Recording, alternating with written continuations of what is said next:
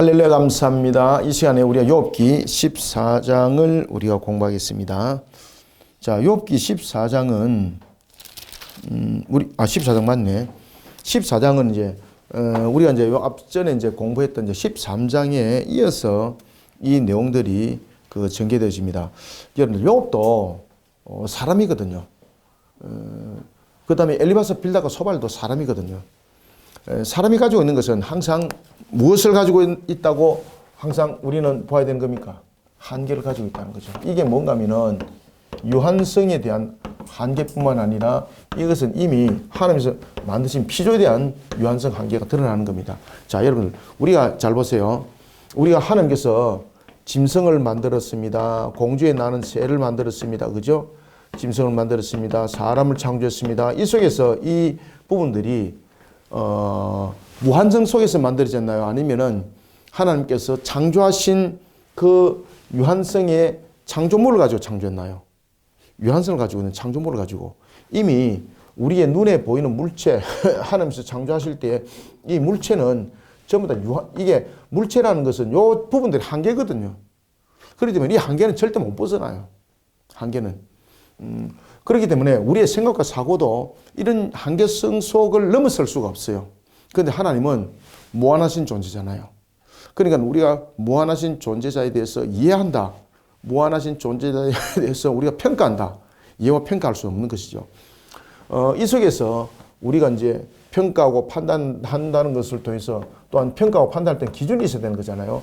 그런데 우리가 유한성이 무한성을 판단할 수 있는 기준과 조건은 없습니다. 그래서 하나님께서 우리가 하나님을 향한 신앙 가운데서 하나님을 신뢰하고 그 다음에는 또한 하나님께서 우리를 지켜보아심 속에서 이끌어 인도하심이 있기 때문에 우리가 하나님을 무한하신 하나님을 이해하고 또한 그 부분에 대해서 알고 이런 것이지 이런 부분들이 없다면 다시 말하면 하나님께서 우리를 알게 하심이 없다면 우리가 하나님을 어떻게 알겠습니까? 그죠? 절대 알 수 있는 것은 없습니다. 무슨 비운 지식으로 되는 것도 아니고 엘리바스 빌다가 소발이 그 욥에 관해서 계속해서 이야기를 하고 있을 때에 이 내용들이 바로 이런 부분들의 내용들 아마 담고 있는 속에 있으니까 욥이 너희들은 하나님에 대해서도 제대로 알지 못하면서 너희들이 스스로 현자라고 말하지만 너희들이 정말 지식이 있느냐, 너희들이 정말 지혜가 있느냐, 이렇게 오히려 그들을 까발치는 것이죠. 그런 속에 또한 욥은 자신이 가지고 있는 이 유한성의 한계 부분들을 인정하면서 분명히 자신이 이제 가지고 있는 유한성의 한계를 인정하거든요. 하나님의 무한성에 대해서 인정하고 하면서도 또 그 기준을 우리가 이제 사람이 가지고 있는 고정적인 관념에서 보면은 그 기준과 잣대가 있다 그러잖아. 그죠? 욥에게도 그런 부분들이 있습니다. 그것이 뭔가 하면은 인과응보 사상에 대한 기준입니다. 인과응보에 대한 사상의 기준. 이 기준이 엘리바스 빌다가 소발뿐만 아니라 욥에 대해서도 그 내용들의 전체적인 전개적 부분들을 만들어가고 이끌어가는 것이 바로 오늘 욥기입니다. 자, 그러면은 이제 14장을 우리가 보면은 특히 이제 14장에서 보면은 그 욥이 이제 그 인생의 무상함과 그다음에 이제 인간의 이제 연약함의 그 한계성을 가지고 계속해서 기도하며 노래를 하거든요. 이것이 이제 13장의 말미에서부터 있었던 욥의 기도가 이렇게 이어지는 내용들입니다. 이 속에도 우리가 이제 보면은 욥이 이제 소울에 대해서 이야기를 합니다. 소울. 우리가 이제 소울 그러면은 일반적으로 우리가 이제 소울 그러면은 일반적으로 이제 우리가 이제 그 신약 성경으로 넘어가면 이제 뭐 지옥이란지 이런 부분들 이야기를 하잖아요.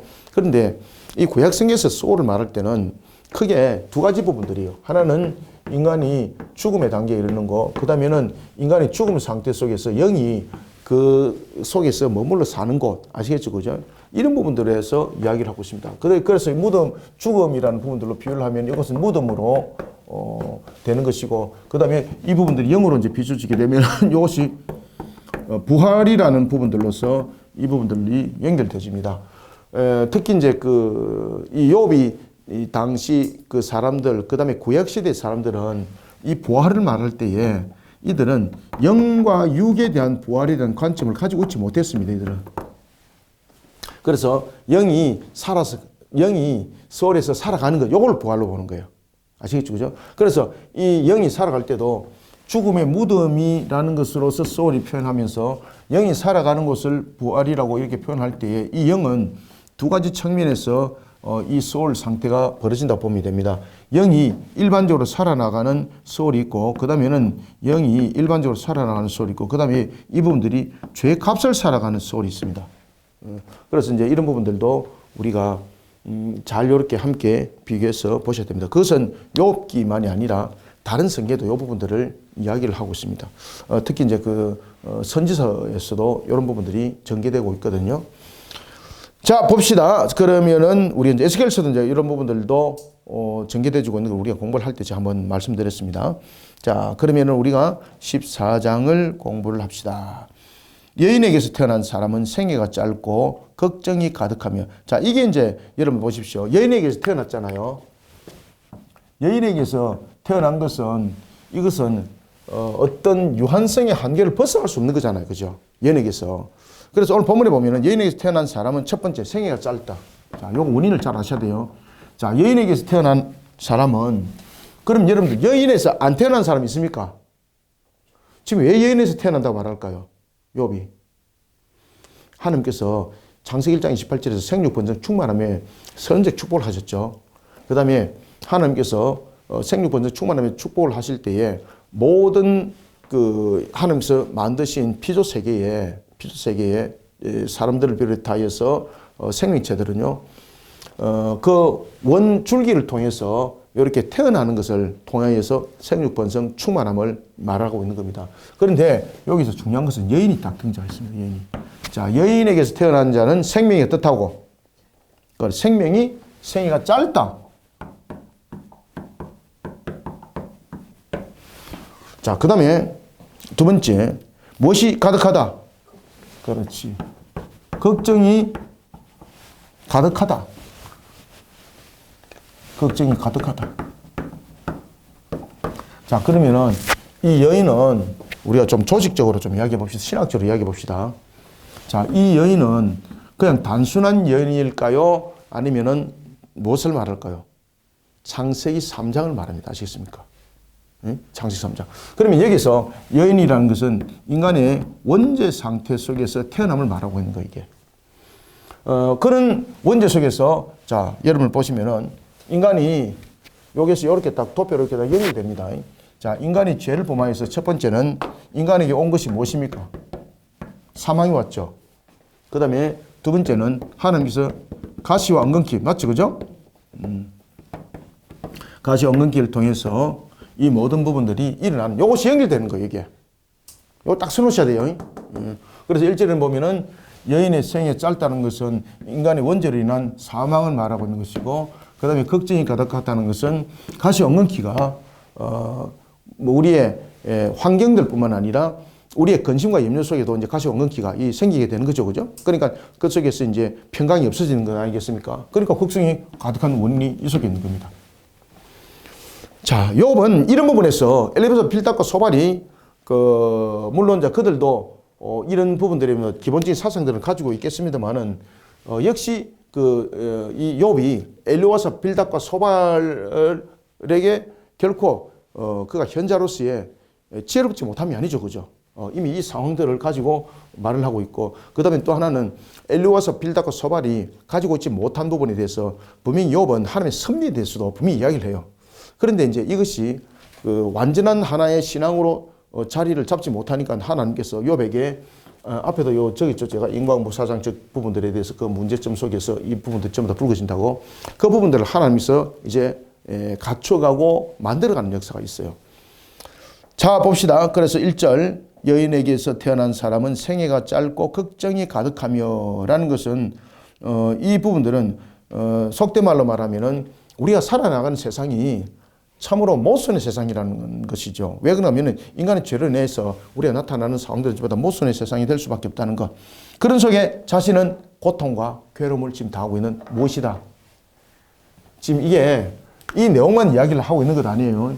이 상태 속에서 욥은 뭐라는 겁니까? 자기가 이 속에 희생자라는 거예요. 희생자. 이 속에. 그리고 이제 이 이야기를 하고 뒤에서 다시 한 번 더 하나님께서 자신을 죄로 인정할 수 없는 때에 혹이나 범했던 자신이 알지도 못하는 그것을 소급하여서 그것을 적용시킨 피해자다, 희생자다. 아시겠죠, 그죠? 왜 욥이 지금 이 이야기를 꺼내는 거 여러분 잘 아셔야 돼요. 욥이 이 이야기를 꺼내는 이유는 자신에게 이런 상태 속에서 사람에게 소급 적용되어질 것은 무엇이겠습니까? 결국은 이 죄로 인해서 나타난 이 상황들이거든요. 그런데 하나님께서 그 당시에 이제 12살, 14살 요 부분들을 자신들이 인식하지 못하는 죄에 대해서는 어렸을 때 그 죄는 죄로 인정하지 않는다 그랬죠. 그죠? 지난주에도 우리 공부했죠. 그죠? 그러니까 이런 부분들을 이야기를 하면서 욥은 하나님께서 적용한 이 부분들이 실제적으로 자기는 요 삶 속에서 지금 살아가고 있었고 이 삶 속에서 자신이 죄를 범하지 않았다는 것에 대해서 두 가지 증거를 했다 그랬죠. 지난주 공부했죠. 그죠? 자신이 삶을 통해서 어떤 것들로도 하나님으로부터 자신이 그 인침을 하나님으로부터 책망을 받을 이유가 없다는 것을 그의 삶들을 통해서 두 가지를 증거했죠. 첫 번째는 무엇입니까? 늘 제사를 지냈다는 거예요. 그죠?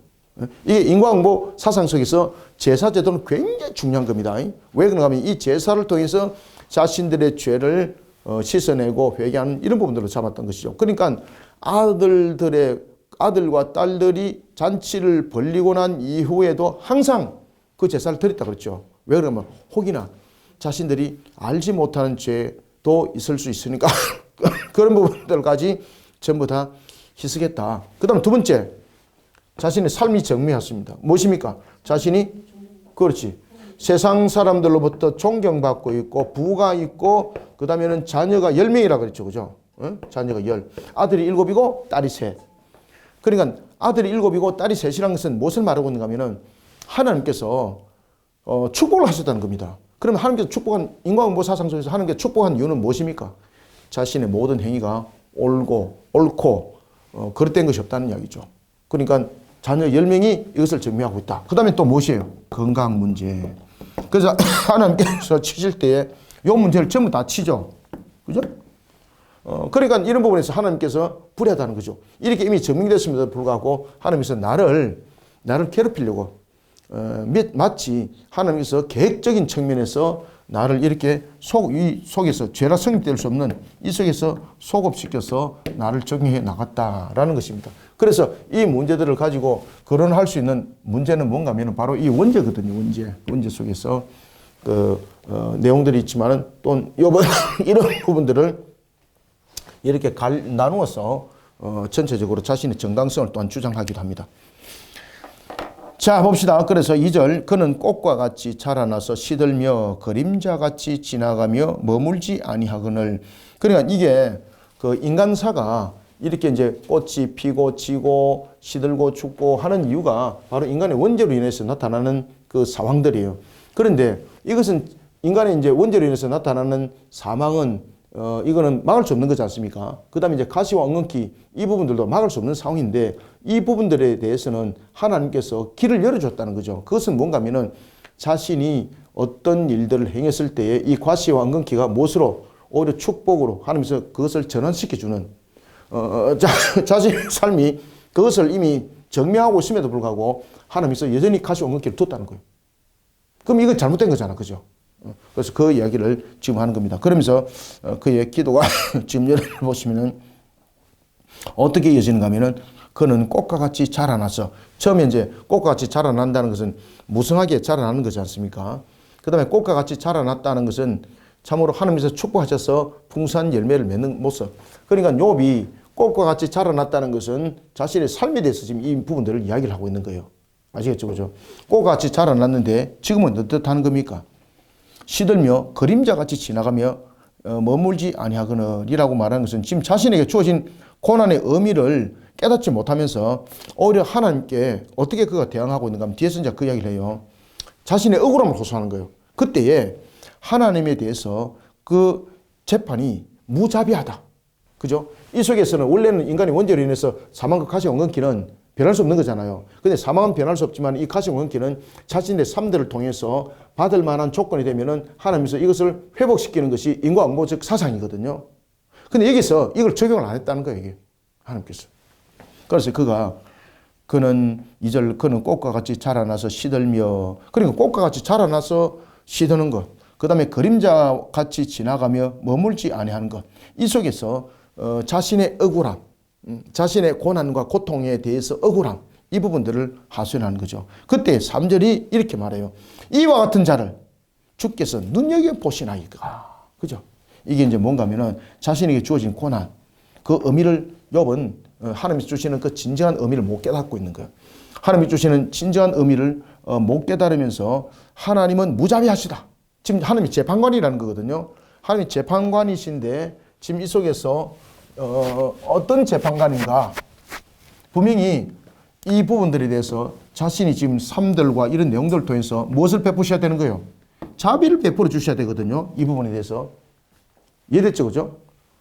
이 부분들은 막을 수 없는 거죠. 그죠? 이미 제가 이제 소울에 대해서도 말씀을 드렸던 것처럼 죽음이라는 것은 막을 수 없는 거잖아요. 근데 이 가시온건키는 이 인과응보 사상 속에서 이 부분들은 변할 수 있는 거예요. 변할 수 있는 거. 아시겠습니까? 조건부가 딸린다는 것이죠. 자, 그래서 욥이 무슨 이야기를 하는가 하면은 자신이 이와 같이 참으로 우리 사망에 이르는 것은, 연수가 돼서 사망에 이르는 것은 그거는 뭐 원죄로 해서 막을 수 없는 것이지만은 그 이전에 A는 A-B는 B-라는 이런 인과응보 사상 속에서 자신들의 행함과 자신들의 어떤 결론에 따라서 그것은 주어지는 복이 다르다는 것이죠.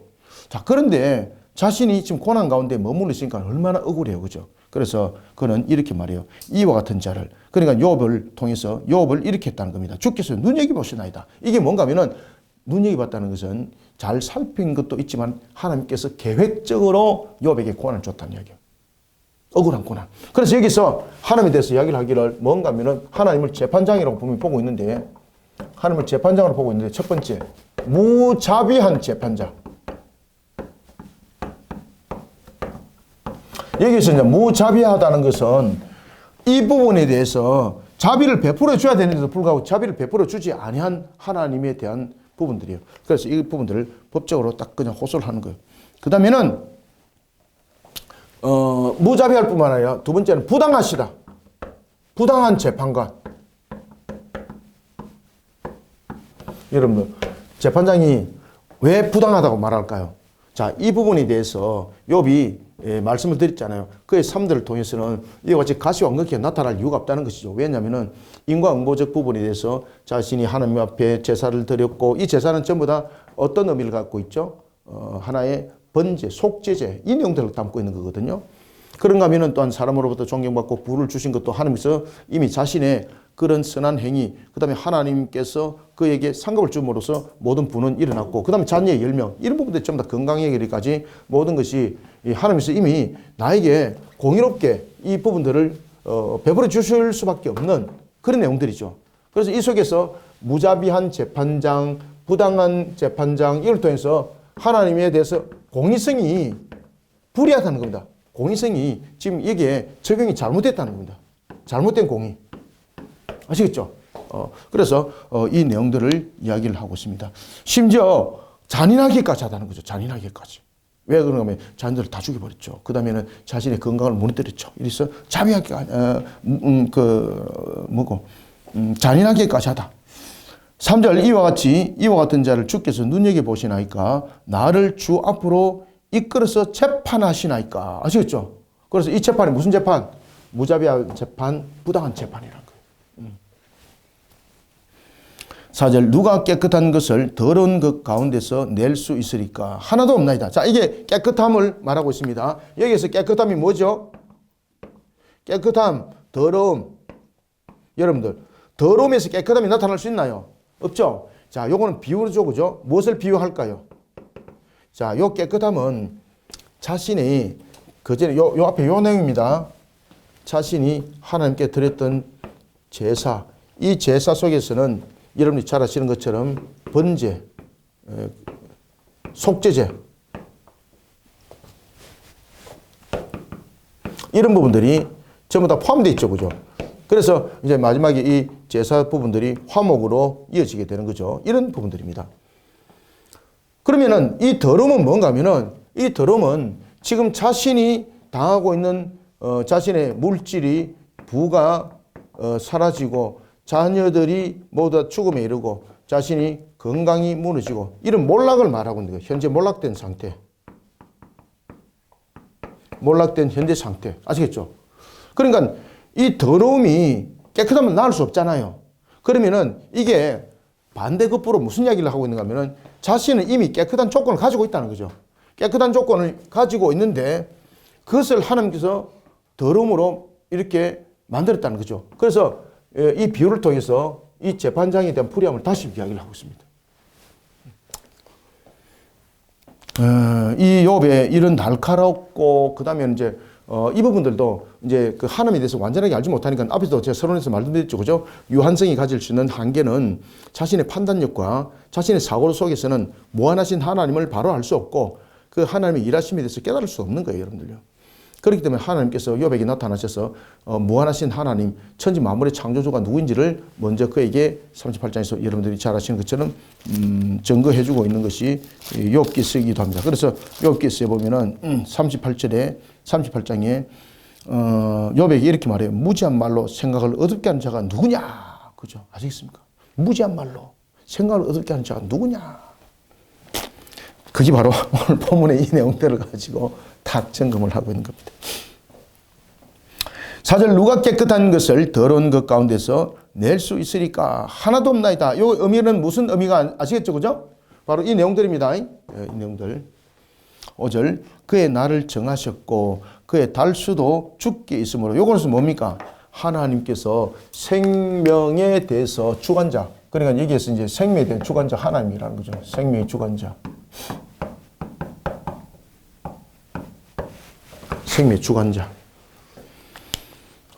그의 날을 정하셨고 그의 달수도 주께 있으므로 라는 것은 생명의 주관자일 뿐만 아니라 하나님의 절대적 주권을 이 속에 함께 담고 있죠. 그죠? 하나님의 절대적 주권.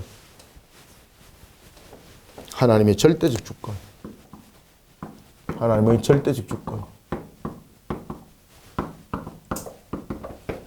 이 부분들을 함께 담고 있습니다. 그의 날을 정하셨고 그의 달수도 주께 있으므로 그의 규례를 정하여 넘어가지 못하게 하셨사온저.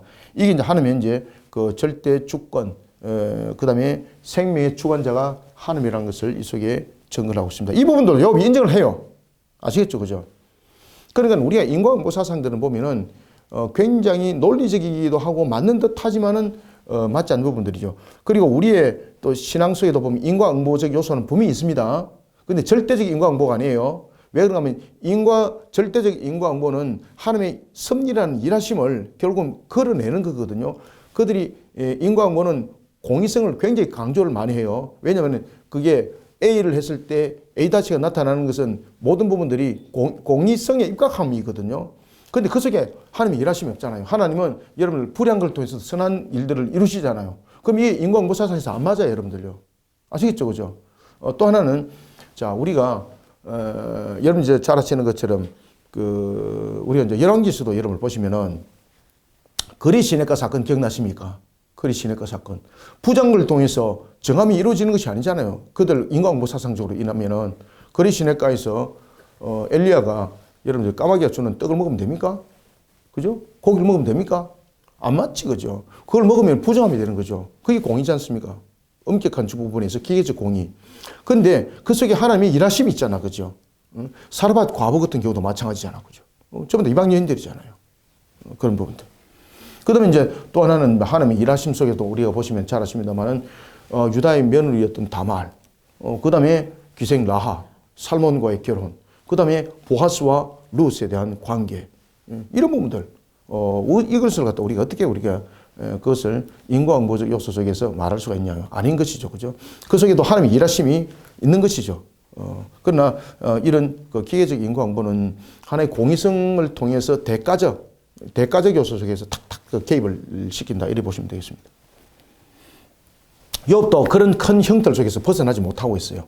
하나님의 섭리, 일하심에 대한 부분에서 깊이 있기까지 욥이 또 이제 결국은 하나님의 섭리에 대해서도 알고는 있거든요. 근데 이런 깊이 있는 부분들을 알지 못하니까 깨닫지 못하잖아요. 그래서 하나님께서 38장에서 천지 마무리돼서 말씀을 하면서 무지한 자가 말하는 것이 어디 있느냐, 누가 이 무지하게 말을 하냐라는 걸 통해서 탁 지적하고 딱 들어가는 거예요. 그때 욥이 아무 말도 못하는 거예요.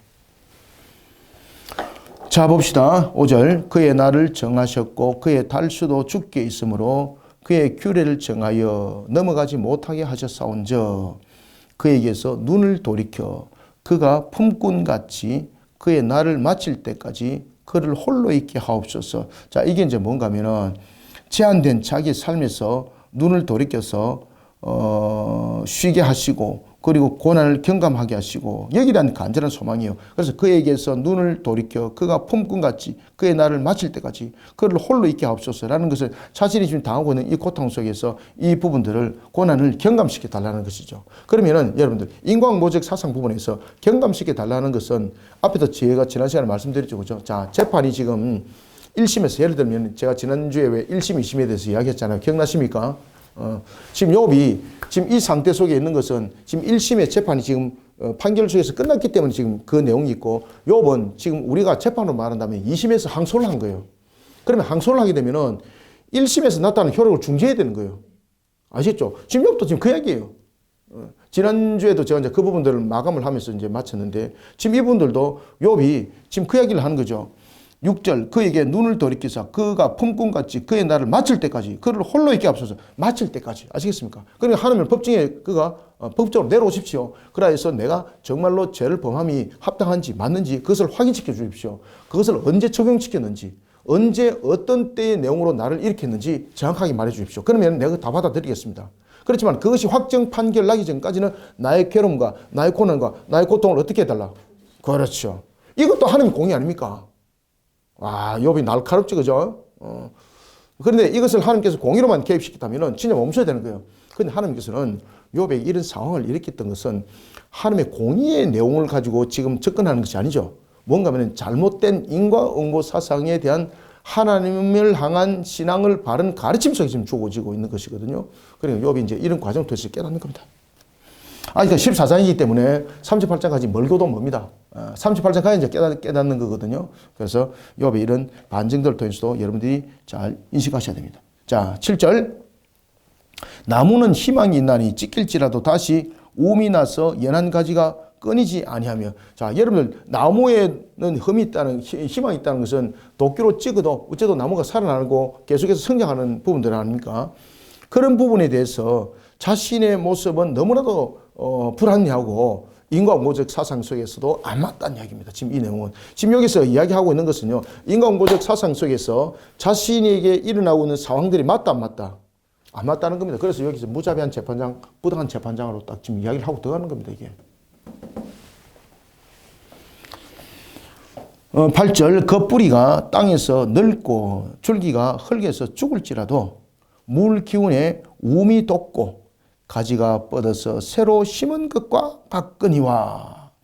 그래서 심지어 나무들도 식물들도 이와 같은 하나님의 그 원리 속에 있는데 심지어 사람인 자신에게 하나님께서 이렇게 잘못된 적용을 하면 됩니까? 이 말입니다. 아시겠죠? 지금 이 비유는 자신에게 지금 잘못된 적용을 했다는 뜻에서 이 비유를 하는 겁니다. 그러니까 욥이 보면은 비법들도 굉장히 탁월하게 날카롭게 지금 사용을 하고 있어요. 그러니까 엘바서, 빌다고, 소바렌 이런 부분에 대해서 그들은 알지 못하는 것이죠. 그러니까 욥이 이제 가르쳐 주는 거예요. 솔직하게. 자, 9절 물기운에 우음이 돋고 가지가 뻗어서 새로 심은 것과 같거니와 장정이라도 죽으면 소멸되나니. 이것이 앞에 제가 먼저 말씀드렸던 죽음에 대한 이제 이 부분들의 개념입니다. 장정이라도 죽으면 소멸되나니. 자, 여기서 장정이라도 죽으면 모든 인간은 죽는다 산다. 그렇지. 모든 인간은 장정이라도 라는 것은 모든 인간은 죽는데 이 죽음은 이 여인에 대한 그 값이죠. 그죠? 그죠? 이 원죄에 대한 값이죠. 이거는 부인할 수 없다는 거죠. 이거는. 이걸 가지고는 그는 누구도 말할 수 없는 것. 자기도 잘 알고 있다는 거예요. 자신은 이걸 가지고 말하고 있지 않다는 거예요. 지금. 장정이라도 죽으면 소멸되나니 인생이 숨을 거두면 그가 어디 있느냐. 이게 이제 인간이 가지고 있는 한계성. 그 다음에 원죄에 관한 죄로 인한, 그 당시에는 뭐 원죄, 자문죄 이런 것들을 그들이 인식 못 했어요. 근데 이것을 우리가 이제 현재 신학 속에서 우리가 원죄, 자문죄로 이제 구별하여서 말할 뿐이에요. 자, 그래서 인간의 죽음, 종말, 그리고 내세에 관한 것에 대해서 욥은 이 부분들을 믿고 있었어요. 그 다음에 영존에 대해서도 믿고 있었어요. 그런데 그들의 영존은 무엇입니까? 영의 상태로서 영존하는 거예요. 알겠죠? 그죠? 그래서 육체의 부활에 대해서는 명확한 인식을 가지고 있다, 가지고 있지 못했다. 가지고 있지 못했어요, 여러분들요. 장정이라도 죽으면 소멸되나니 인생이 숨을 거두면 그가 어디 있느냐? 어디 있느냐? 이거는 어디에 있겠습니까? 그러니까 욥이 말하고 있는 것이 바로 이 소울에 대해서 이야기를 하고 있는 겁니다. 죽으면은 전부 다 어디 간다는 이야기입니까? 소울이. 영이 이 소울에 가서 여기서 머문다는 거죠. 여기서 영이. 어디 있느냐? 소울에 간다는 거죠. 11절. 물이 바다에서 줄어들고 강물이 잦아서 마름같이, 이것이 이제 순리죠. 자, 물이 바다에서 줄어들고 강물이 잦아서 마른 것, 이것을 이제 순리라고 말하는 거죠. 우리의 죽음도 마찬가지, 우리의 죽음도 순리가 있다는 거죠. 왜냐하면 우리의 죽음은 바로 이 여인에 인하는 원죄로 인하여서 죄로 인하여서 우리가 죽을 수밖에 없는 존재인데, 그러면 그 순리는 어디로 가는가? 우리가 서울에 임하게 된다는 겁니다. 그러면 이 소울은 우리가 크게 죽음이라는 무덤으로도 의미를 가지고 있고, 이 소울은 두 가지 부분의 거처가 있다고 했죠. 소울은 영혼의 거처예요. 영혼의 거처인데 이 속에서 구별이 된다는 거예요.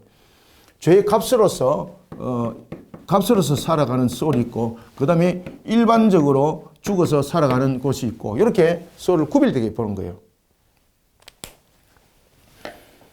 자, 그래서 사람이 누우면 12절, 사람이 누우면 다시 일어나지 못하고 라는 것은 이제 사망에 이르는 것입니다. 그 사망에 이르는 것은 우리가 죄값으로 우리가 사망에 이르는 거죠. 사람이 누우면 다시 일어나지 못하고 하늘이 없어지기까지 눈을 뜨지 못하며 잠을 깨지 못하느니라. 주는 나를 어디에 감추시며, 자, 여기서 이제 이야기를 하죠. 주는 나를 소울에 감추시며, 여기서 소울은 노아의 방주와 유사한 그런 상징적인 방식의 보초 같은 그런 기능을 하고 있는 겁니다. 아시겠죠? 그죠? 그래서 이 소울을 값으로서 살아가는 징벌의 영의 상태, 그 다음에 일반적으로 살아가는 상태, 이런 부분들입니다. 사람이 누우면 다시 일어나지 못하고, 13절. 주는 나를 소울에 감추시며 주의 진노를 돌이키실 때까지 나를 숨기시고 나를 위하여 규례를 정하시고 나를 기억합소서. 그러니까 다시 말하면은 지금 자신에게 대해서 억울함이 있다는 것이죠. 그럴 때에 이런 징벌의 방과 같은 이런 곳에 두지 마시고, 그때는 이제 욥이 죽더라도 만약에 이 상태 속에 죽게 되면은 그는 마치 징벌의 방과 같은 그런 곳에 가는 것이죠. 그죠? 그러면 그의 영이 영원한 고통 속에서 그 값으로 살아가는 거예요. 그러니까 지금 욥의 입장에서는 지금의 내용도 중요하지만은 어쨌든 죽는 거잖아요. 그러면 죽으면은 죽은 인생이 나중에 억울한 고통 속에서 지금 값을 살아가게 되기 때문에 여기서는 고칠 수가 없는 거거든요. 이해됐죠? 그죠? 이미 판결된 상태 속에서 이거 소울은 진행되는 거거든요. 그 전에 이게 해결돼야 되는 거예요. 그 전에. 그러니까 욥이 지금 간절하면 뭔가면은 어째도 우리는 이 땅에서 영원히 살아가는 건 아니잖아요. 그런데 이들이 가지고 있는 사상들은 뭔가면은 영으로서 영원히 살아가는 것을 말하고 있어요. 그러면 영원히 살아가는 것은 판결이 어떤 때 이루어지는가 하면 자신들이 살아있는 이 상태 속에서 판결 난 것으로 판결을 받고 죽는 거예요. 지금 이해됐습니까? 그러면 죽고 난 이유는 판결이 안 변해요. 그러면 살아있을 때 이 판결이 바뀌어져야 되는 거예요. 지금 이해됐죠? 지금 욥이 그래서 계속해서 함께 재판장으로 내려오라는 겁니다. 재판장으로 내려오시라는 겁니다. 그래서 사람이 누우면 다시 일어나지 못하고 하늘이 없어지기까지 눈을 뜨지 못하며 잠을 깨지 못하느니라. 주는 나를 소울에 감추시며 주의 진노를 돌이킬 때까지 나를 숨기시고 나를 위하여 규례를 정하시고 나를 기억합소서라고 말하는 것은 바로 이와 같이 노아 방주 같은 유사한 그런 상징 방식으로 소울을 보호의 하나의 기능으로 보는 겁니다. 그러면은 이 보호의 기능 속에서 잠깐 두고 그 다음에 완전한 판결이 내리지기까지는 살아있을 때 판결이 내려져야 되는 거예요. 죽은 이유는 판결이 없어요, 여러분들요. 아시겠죠? 그죠? 그러니까 욥이 지금 이 상태 속에서 죽으면 억울하거든요. 왜냐하면 이 상태 속에서 죽으면 자신은 서울에서 값을 살아가는 거죠. 아시겠습니까? 그러니까 이 부분들 가지고 이야기를 하는 겁니다. 14절. 장정이라도 죽으면, 앞에서 10절에도 장정이라도 죽으면이라 했죠. 그죠? 14절에도 장정이라도 죽으면 어찌 다시 살아나니까. 이게 육신의 부활 그들은 믿질 않았습니다. 영의 상태로서 소울에서 살아가는 거로 이것을 그들은 부활로서 보았던 겁니다. 그러니까 이 상태 속에서는 심판을 받은 상태에서 가기 때문에 심판이 번복되지 않는 거예요. 그러면 이 심판의 확립은 언제? 그렇지. 숨을 거두는 그 순간까지 판결 속에서 확정되는 거예요. 그러니까 욥이 계속해서 하나님께 갈망하는 거예요. 내가 죽는 것에 대해서 내가 뭐 피하고자 하는 것 아니다고. 그 죽음에 대해서 내가 그 어떤 뭐 미련을 가지고 있는 것이 아니라고. 그렇지만 다만 하나, 나의 영혼이 소울에서 살아갈 때 내가 억울하게 이 징계 속에서 내가 살아갈 수는 없다고. 왜 그런가 하면 너무나도 억울하다고. 재판장이 살아있는데 이 재판장이 소급시켜서 잘못된 공의를 적용시켜서 나를 이렇게 했는데 어찌 이 소울에서 내가 영이 고통 속에 살아가는 것이 억울하지 않겠느냐고. 하나님의 공의는 그것을 억울하게 살도록 하면은 공의가 아니잖아. 그죠? 이런 욥의 집요함이 이 속에 담겨져 있습니다. 그래서 14절에 보면은 욥은 자신에게 주어진 고난을 부활이 있다면은 참겠지만은 그라는 것이 이를 줄 수 없다는 것이죠.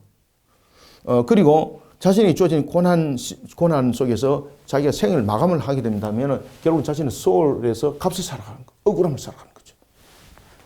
그래서 14절 장정이라도 죽으면 어찌 다시 살아나리까? 나는 나의 모든 고난의 날 동안 참으면서 풀려나기를 기다리겠나이다. 그죠? 풀려나기를 기다린다는 거죠. 그러니까 이 풀려나기를 기다린 것은 어떤 내용이 적용돼야 됩니까? 법정에서 효력을 발해야 됩니다. 법정 판결이 나야 됩니다. 법정 판결. 그러니까 그가 하나님 앞에 자꾸 법정을 내놓으시라는 거예요. 법정을 자꾸 내놓으시라는 거예요. 16절 그리하온즉 이제 주께서 나의 걸음을 세시오니. 자, 여기서 이제 본격적으로 나왔습니다. 자, 욥은 어찌해서 하나님께서 자신에게 발견되지 않은 죄에 대해서 집요하게 죄를 살폈습니까? 이 뜻입니다, 이게. 응? 15절? 네, 15절. 예? 15절 안 했어요? 주께서는 나를 부르시겠고 나는 대답하겠나이다. 자, 여기서 이거는 부활의 소망이 아닙니다. 공의로우신 하나님께서 자신을 부르실 때에 자신은 순전함으로 변론할 수 있는 기회를 주십시오, 이 말이에요. 지금 재판 엽시다, 이 말입니다, 이거. 그래서 주께서 나를 부르시겠고 라는 것은 재판 엽시다, 이 말이에요. 반드시 재판 열어져야 된다는 겁니다. 나는 어떻게? 나는 대답하겠나이다라는 것은 거짓말 안 하겠다는 겁니다. 그죠? 자신의 순전함으로써 변론할 수 있도록 기회를 주십시오. 이것을 강력하게 말하고 있는 거예요. 강력하게. 주께서는 나를 부르시겠고 나는 대답하겠나이다. 주께서는 주의 손으로 지으신 것을 기다리시겠나이다. 그래서 하나님 앞에 간절히 갈망하고 있는 거예요. 자, 16절. 그리하온데. 자, 이렇게 이제 정당성 있게 재판이 연료된 것도 이게 불합리함이 아니에요. 지금 욥의 요구사항이 억지가 아니에요. 분명히 합당한 제시예요. 근데 이 합당한 제시에 하나님께서 응답 안 한다는 거죠, 이게. 그러니까 응답 안 하는 이유가 뭔가 재판장 회피하려고. 재판장 회피하려고. 지금 그렇게 하는 건 아니냐고. 그러면서 욥이 뭐라고 말하는가 하면 이렇게 말해요. 16절 그리하온즉 이제 주께서 나의 걸음을 세시오니. 여기서 주께서 나의 걸음을 세셨다는 것은 욥이 다시 말하면 하나님께서는 자신에게 발견하지 아니한 죄를 집요하게 죄를 살펴가지고 그것을 제시했다는 겁니다. 그러면은 이 부분들은 지난주에 우리가 공부했죠, 그죠? 젊었을 때에 자신의 죄를 소급했어 라는 거 기억나죠? 바로 그 내용입니다. 바로 젊었을 때. 여기서 젊었을 때라는 것은 죄로 인정되지 않은 때, 인정받지 않는 기간. 그래, 이 부분들을 우리가 주로 유아기, 그죠? 그 다음에 그 아이들 유아기라든지, 그 다음에 이런 어린 시기에 있었던 이것을 나이로 말한다면 약 한 12세에서 14세 전에 내용들, 이것은 소급 적용할 수 없어요, 이것은. 왜냐하면 죄를 인식하였을 때에 그때부터 이제 이 인과응보 사상은 죄로 인정했거든요. 그래서 하나님께서 이렇게 소급해가지고 나에게 이렇게 올렸다면 그것을 죄를 셀 수, 여기서 보면은 나의 걸음을 세시오니라는 것은 나의 걸음을 세웠다는 거죠. 나의 걸음을 세시오니. 이 말은 무슨 말인가 하면은 여기서 내 죄를 여기서 지금 내 죄를 찾을 수 없으니 어떻게 했다는 겁니까? 요 죄를 여기서 찾았다는 겁니다. 여기서. 분명히 적용은 시켰는데 지금 잘못된 적용이라는 얘기. 그러니까 2심 재판 하자는 겁니다. 2심 재판. 그러면 당연하게 재판 열어야 되는 거거든요. 항소를 했기 때문에. 그런데 하나님께서 지금 재판장에도 안 내려온다는 거죠. 자, 봅시다. 그래서 나의 걸음을 세시오니라는 것은 무엇을 말하고 있다? 집요하게 자신의 죄를 살펴가지고 적용을 시켰다는 거죠. 그 적용이 언제 거였다? 젊었을 때. 죄로 인정받지 않는 기간에 자신도 인식하지 못하는 것을 소급해서 이렇게 적용시켰다. 이 말입니다. 주는 내 허물을 주머니에 봉하시고, 여기서 주머니에 봉하셨다는 것은 뭡니까? 죄악을 사면서 끝까지 요것을, 요걸 끝까지 이렇게 움켜졌다는 겁니다. 요걸 움켜지면 안 되는 거거든요. 그러니까 요것을 호주머니에 닦아 넣었다는 겁니다. 요거를. 자, 잘 보세요. 요거를. 요거를 호주머니에 넣어가지고 이렇게 딱 해가지고 죄다. 이렇게 이야기를 하고 있다는 겁니다. 주는 내 허물을 주머니에 봉하시고 내 죄악을 삼으시나이다. 무너지는 산은 반드시 흩어지고 바위는 그 자리에서 옮겨가고, 여기서 말하고 있는 것은요, 구원에 대한 자신의 소망이 완전히 그냥 소멸됐다는 겁니다. 예. 무너지는 산은 반드시 흩어지고, 이게 이제 전능하신 하나님에 의해서 이 부분들이 일어나는 거죠. 그죠? 그러니까 억울함에 의해서 자신이 이런 억울함을 통해서 흩어진 자가 되었고 옮겨진 자가 되었다는 이야기입니다. 지금. 19절, 물은 돌을 닳게 하고 넘치는 물은 땅의 티끌을 씻어버리나이다. 이와 같이 주께서는 사람의 희망을 끊으시나이다. 그래서 주께서는 사람의 희망을 끊으시나이다 라는 걸 통해서는 하나님의 절대 주권과 그리고 또한 전능하신 하나님의 그 손길에서 모든 것은 이루어짐을 우리에게 말하고 있습니다. 자, 20절. 자, 주께서 사람을 영원히 이기셔서, 여러분들 여기에서 그 하나님께서 일으키신 그런 재앙, 여기서 하나님께서 일으키신 그 재앙을 통해서 인간의 소망과 그 생명을 상실하게 했다는 것이죠. 여기서 지금 욥이 자신의 억울함을 다시 하소연합니다. 주께서 사람을 영원히 이기셔서 떠나게 하시며, 그죠? 지금 여기에서 뭡니까? 이 계속해서 이 내용이죠. 불의한 공의. 주께서 사람을 영원히 이기셔서 떠나게 하시며 그의 얼굴빛을 변하게 하시고 쫓아 보내시오니라는 것은 그 하나님께서 지금 재앙을 일으켜서 자신에게 소망과 모든 부분들을 상실해 버렸다는 겁니다. 거기에 대한 안타까움에 대한 지금 호소를 함께 하고 있습니다. 욥은 여러분 잘 아시는 것처럼 소울은 단순히 숨어 있는 곳이 아니라 일정 기간, 일정 시점 또는 하나님의 진노를 면하게 하는 장소, 그런가 하면 또한 하나님의 진노 속에 살아가는 장소가 소울이죠. 그죠? 그래서 소울은 굉장히, 고대 속에서는 소울은 굉장히 다양하게 평가되었습니다. 그래서 소울이라는 단어가 무덤으로 표현되기도 하고, 그 다음에 소울 그러면 피하는 곳이 되기도 하고, 소울 그러면 하나님이 값을 살아가는 곳이기도 하고, 그 부분들은 안에 문맥을 가지고 그 소울을 해석을 하셔야 돼요. 아시겠죠? 그죠? 우리가 일반적으로 말하는 뭐 소울, 뭐 죽음, 뭐 지옥, 이게 아니에요. 이 구약에서는. 그래서 이 소울은 하나의 긍정적 측면도 있고 부정적 측면도 있고 그런 거예요.